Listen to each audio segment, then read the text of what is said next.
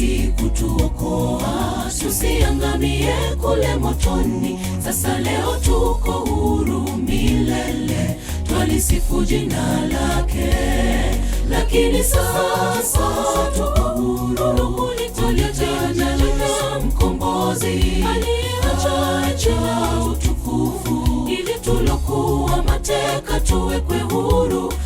Asifiwe Yesu, shujaa wa msalaba.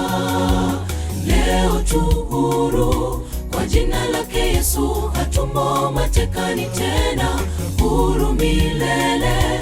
Shetani hana nafasi kwetu kamwe. Leo tu huru kwa jina lake Yesu, hatumo matekani tena, huru milele. Shetani hana nafasi kwetu kamwe. Lakini sasa